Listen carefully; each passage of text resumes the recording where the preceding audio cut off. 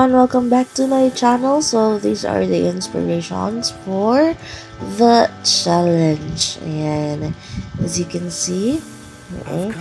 And meanwhile, my makeup artist and hairstylist decided to combine make a scrambled egg. And napakasipag. Kasi wala kaming magawa niyan. So, kind of boring. Actually, meron akong nagawa. First, yung pa-sweet-sweet lang na eme-eme. It so happened na mas may knowledge siya sa akin when it comes to HQ. Dahil mahilig talaga siya sa anime noon. Kaya sabi niya na, hindi man yung sweet-sweet. Kasi, ano siya, rebellious type siya. So, you should look like more available, hindi yung pabebe. Ang tagal namin natapos sa hair. Nakatawa ako sa kanya. Sabi ko ganyan, anong tawag nito?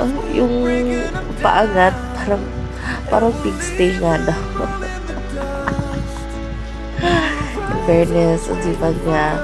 The process, I think it took 3 hours, almost 3 hours. Kasi nag-start kami ng 7 and then natapos kami mga 10. After nyan, so pa kami, hindi pala tayo nakapag-dinner. Yun guys, pa-eme-eme tayo ng voice over. So it's been a while. Kapodal. Hindi tayong nag-voice over. Napakasipag niya, no? Magpuyod ng hair. And it's kind of fun because he used, chopstick. Ayan, hinati niya yung chopsticks para mag-stand yung hair or yung pony niya, and then pinakpan niya ng electrical tape. Oh, nakataas ba yung paa? Oh? Nagukas mo yung kigwa.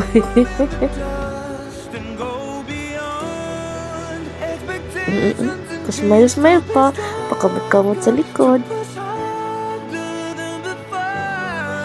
Ako na lang ang nag-asikaso sa kilay habang inaayos niya yung ibang gamit.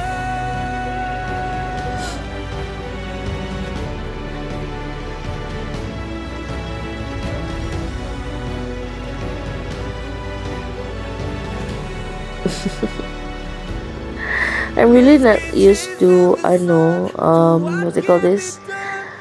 Yan, eyeliner. Kasi nangangati yung underlids ko. Pero sabi niya, dahil rebellious, dapat daw makapal yung eyeliner, discolored. Then, ayan, ating eyeshadow. Oo. Maswerte dahil may nakita tayong merong eyeshadow na blue. Kaya yun ang binilan natin. And as for the pink, dahil ang hirap maghanap ng may blue and pink, ang ginamit natin ay liquid lipstick. Yan. Tapos yan na nag-eme-eme sa mga design na ganyan. Sabi ko, ba't kailangan na ganyan? Sabi niya, i-combine na lang natin yung inspo or yung inspiration na picture. Yan. Tagal namin natapos. Ang hirap pala I think naka-times 10 na to. Yung fast forward. Yan. Kung umabot ka po sa part na ito, don't forget to like, comment, subscribe, and share. Sharing is caring. And also, one of the funniest part is that we bought black lipsticks, kaya lang na-realize namin alam na mag-lipstick ako sa trabaho. So ayun, i-mind nyo na yung black lipstick guys. Wala naman kaming magagamitan. Binili lang talaga siya for the sake of the challenge. Ayan. Scramble egg. Oh. Siya pa talaga nag-judge.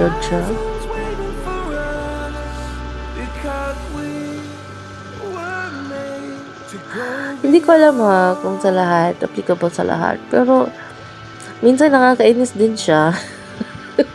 Kasi ayun niya yung basta na lang. Kagaya yan. Kahit pagsulat ng reward na rotten, gusto niya na may na design na parang may part na blurry, may part na dapat klaro. Oh, yan, na scramble egg. And tapos na tayo sa makeup. So dito na ulit tayo sa hair lalo. Ayan, napakatalino niya. Nagbutas siya. Ay, magbutas. Nagbutas siya sa papel. Ayan. Para hindi malagyan ng hairspray ang ibang bahagi. Ang tiyaga niya sa ganyan. Ako parang feeling ko wala akong tiyaga.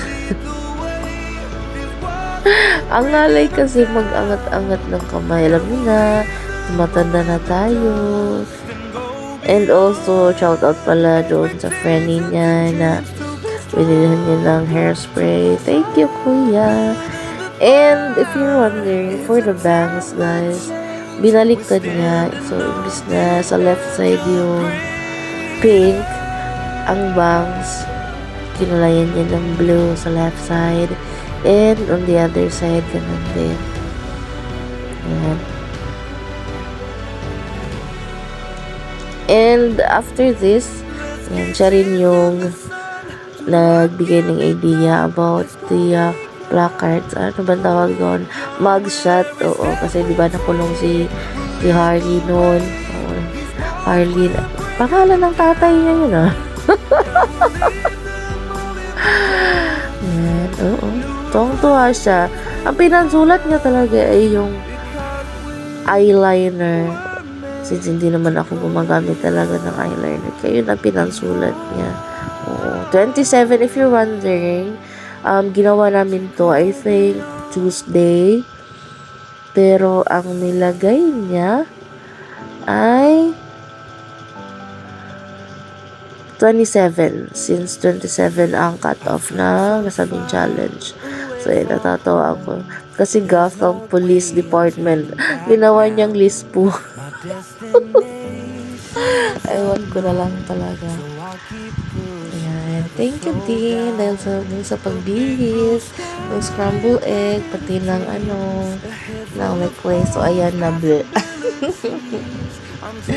Kaya lang, unfortunately, we were not able to bag any prize. Ayan.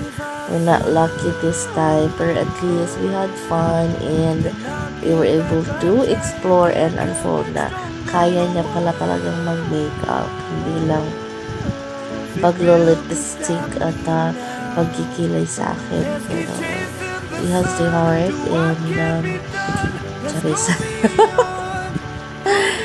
Capacity na mag-ganyan. Thank you lang and thank you everyone. See you next time. Babush!